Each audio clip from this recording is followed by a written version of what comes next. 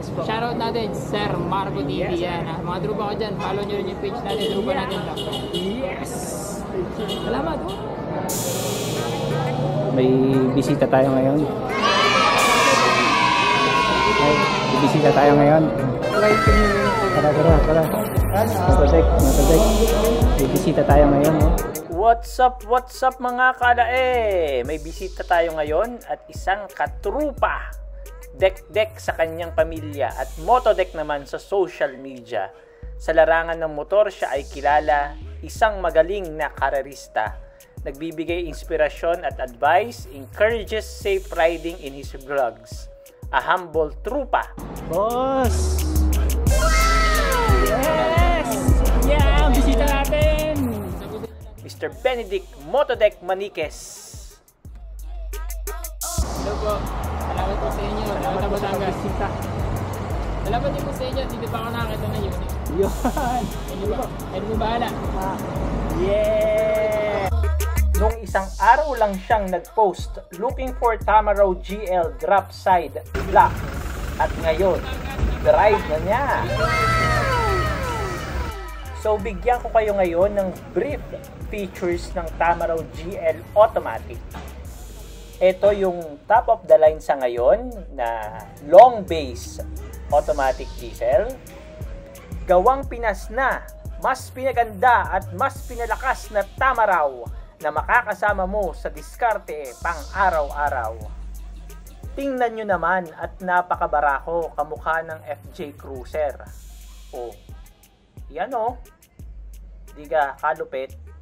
Talagang mapapahanga ka sa bagong forma ng Tamaraw na ito. Unahin natin sa headlamp. LED na yan.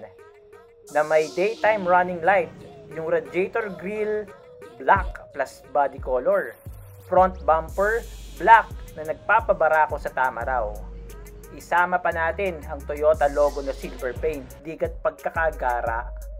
Syempre, hindi magpapahuli ang forma ng gulong 215/65 R16 alloy na color black. Digat poging-pogi ka dyan.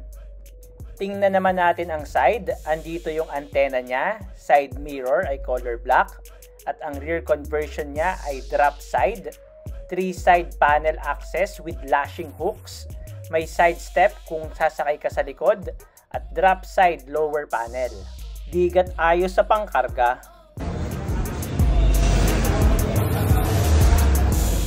Tingnan naman natin ang loob ng Tamaraw. Black and orange combination. Napaka-cool ang dating. Power window, automatic transmission. Audio type is 7-inch touchscreen audio system, AM, FM, Bluetooth, USB, and the connectivity is Apple CarPlay and Android Auto. Kaya rock and roll to the world. Ang AC naman niya is manual type cooler. At syempre, hindi papahuli ang ating engine 2GT FTV high with displacement of 2,393 or 2.4. Maximum output is 150 by 3,400 RPM and the maximum torque is 400 by 1,600 to 2,000 RPM. Napakalakas ng ating engine.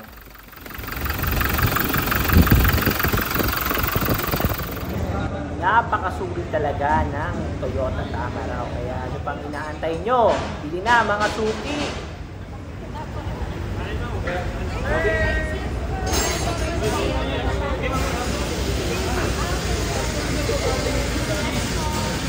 Pakik pa, Banis. Talaga pa lang sa Batangas ka na lang bibili ng Toyota eh. Oh, may cake ka na. Yeah! Salamat po. Happy birthday, Mama. Thank you po. Salamat po na marami. Sir, ano pa? Uy, ganun pa. Happy birthday, pare. Ayos, sir, bumili dito ah. Yeah! Amo, Jeff, talihin mo muna to. Hindi picture ko may susi. Thank you po ah. Makainin ko po sa daan yan. Mabili ka na.